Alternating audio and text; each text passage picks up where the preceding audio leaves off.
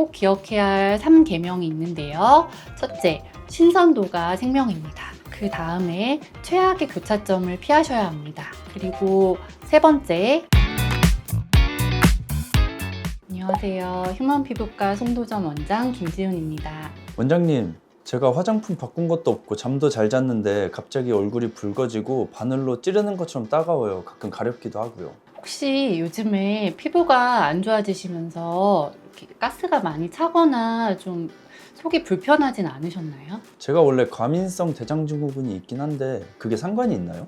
네. 매우 큰 상관이 있을 수 있습니다. 우리 몸의 장과 피부는 정말 고속도로처럼 연결되어 있습니다. 이런 거를 장 피부축이라고 하는데요. 환자분이 드신 특정 음식에서 장에서는 소화되지 않고 발효되어 가스를 만들면 장벽이 빵빵하게 부풀어 오르게 되는데요.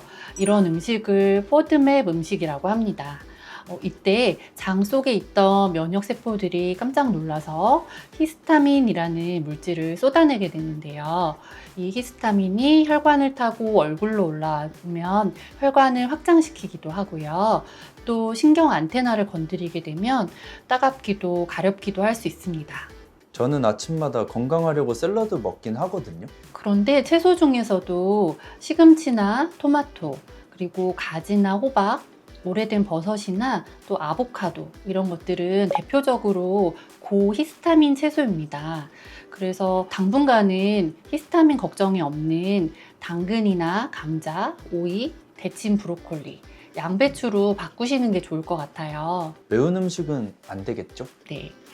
아쉽지만 맞습니다. 그런데 캡사이신만큼 안 좋은 게 사실 마늘과 양파예요.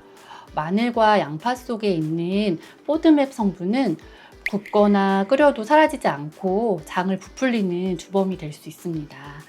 향을 내고 싶다면 대파의 초록색 잎 부분만 쓰시거나 마늘 건더기를 뺀 마늘 오일을 활용해 보시면 좋습니다.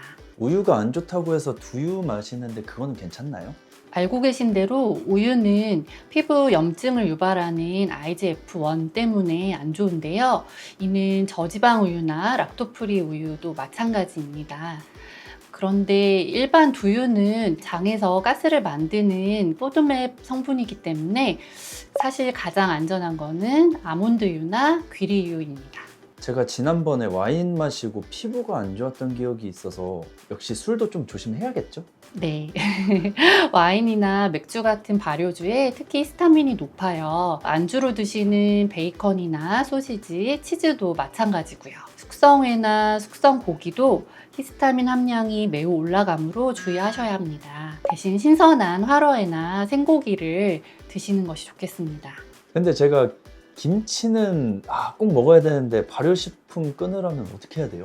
지금처럼 피부가 뒤집어졌을 때만큼은 발효식품을 끊는 게 맞습니다. 장에서 발효돼서 가스를 생성하는 아까 말씀드린 마늘과 양파 이걸 제외한 갓 담근 겉절이는 좀 괜찮을 수 있거든요. 그리고 김치찌개나 된장찌개보다는 마늘 없이 소금 간을 한 소고기 묵국 이 낫겠고, 고기를 드실 때에도 고추장이나 된장보다는 소금 기름장에 찍어 드시는 게 낫습니다. 예전에 단 과일을 먹으면 피지가 더 올라올 수 있다고 하셔서 안 먹고 있었거든요. 그래서 좋아하던 수박 주스는 끊고 사과나 딸기를 먹고 있어요. 괜찮나요? 그런데 의외로 사과나 배 같은 과일이 장에서 가스를 만들어내는 고포드맵 식품이에요. 그래서 이왕이면 딸기나 키위, 블루베리, 포도, 소량의 완숙 바나나 같은 저포드맵 과일을 드시는 걸 추천드리고 싶습니다. 그리고 간식으로 드시는 여러 가지 탄수화물 식품들이 있으실 텐데 당을 확 높이는 밀가루보다는 쌀이나 현미, 메밀, 퀴노아 그리고 글루텐 프리 오트로 만든 식품을 드시면 좋습니다.